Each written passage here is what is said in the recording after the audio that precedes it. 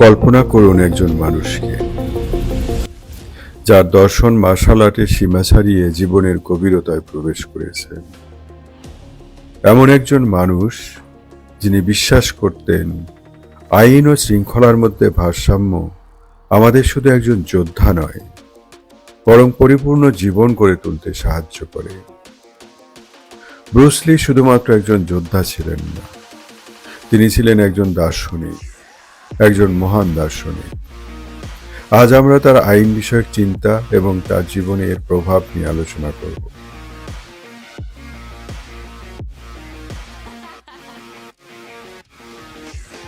Bruce Lee প্রায়ই বলতেন, be water my friend, be water. এই বিখ্যাত বাক্যটি নমনীয়তার প্রতীক হলেও এর আরও গভীর অর্থ আছে।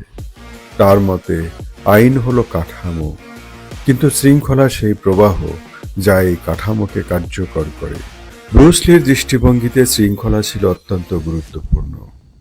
তার মতে আইন একটি গাইডলাইন প্রদান করে, কিন্তু যদি ব্যক্তিগত দায়িত্ব এবং নমনীয়তা না থাকে তবে এটি অসম্পূর্ণ থেকে যায়। জীবন, সমাজ বা মার্শাল আর্ট যে কোনো ক্ষেত্রেই তিনি বিশ্বাস করতেন কঠোর নিয়ম চাপের মুখে ভেঙে পড়তে পারে। শুধুমাত্র কাঠামোর মধ্যে নমনীয়তা বজায় রাখলেই একজন সফল হতে পারে। ভাবুন আপনার জীবনের কথা। কখনো কি মনে হয়েছে যে আপনি নিয়ম এবং আপনার স্বপ্নের মধ্যে আটকে আছেন? ব্রুস লির বার্তা স্পষ্ট, নিয়মের বিরুদ্ধে লড়াই করবেন না, বরং এটি ব্যবহার করুন এবং আপনার শৃঙ্খলাকে আপনার বৃদ্ধির পথে চালিত করুন। ব্রুস লির চিন্তা শুধু মার্শাল আর্টের মধ্যে সীমাবদ্ধ ছিল না, তার ধারণাগুলো আমাদের প্রতিদিনের সংগ্রামে প্রাসঙ্গিক। এটি আমাদের শেখায় কাঠামো এবং সৃজনশীলতার মধ্যে ভারসাম্য খুঁজে পেতে, শৃঙ্খলা এবং জীবনের মধ্যে একটি সংযোগ তৈরি করতে। আপনার জীবনে এই দর্শন অনুপ্রাণিত হলে এটি প্রয়োগ করার চেষ্টা করুন। নমনীয় হন, বিকশিত হন এবং আপনার কাঠামোর মধ্যে ভারসাম্য বজায় রাখুন।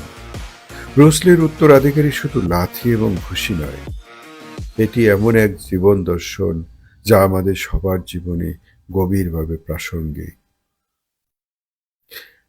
আসুন বিস্তারিত জেনে নেই আইন বিষয়ে ব্রুস লি কিভাবে চিন্তা করতেন, আইনকে তিনি কিভাবে জীবনের সাথে প্রাসঙ্গিক করে তুলতেন। ধারাবাহিক ক্রমে আমরা তা জেনে নিই।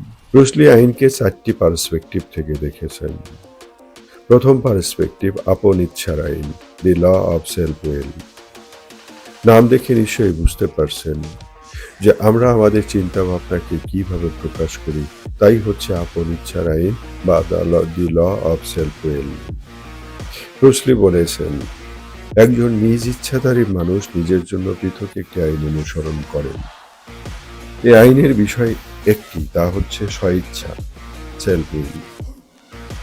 ইহা সম্পূর্ণরূপে পবিত্র আইন। ইহা একজন মানুষের নিজের ভেতরের মানবীয় আইন। তার নিজের ব্যক্তিগত ইচ্ছার বহিঃপ্রকাশের মাধ্যমে এই আইনের বাস্তবায়ন ঘটে। দ্বিতীয় আইন হচ্ছে অভিন্নতার আইন, দি ল অফ আইডেন্টিটি। অভিন্নতার আইন বলে যে ক হচ্ছে ক, খ হচ্ছে খ। এর অর্থ হচ্ছে প্রত্যেক যুক্তিসঙ্গত বিবরণ বা বাক্য হয় সত্য হবে না হয় মিথ্যা হবে।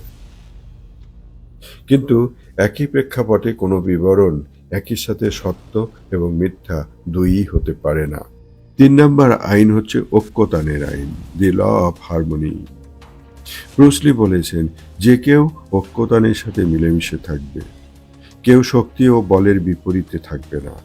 এর অর্থ হচ্ছে কেউ এমন কিছু করবে না যা প্রকৃতিজাত বা স্বতঃস্ফূর্ত নয়।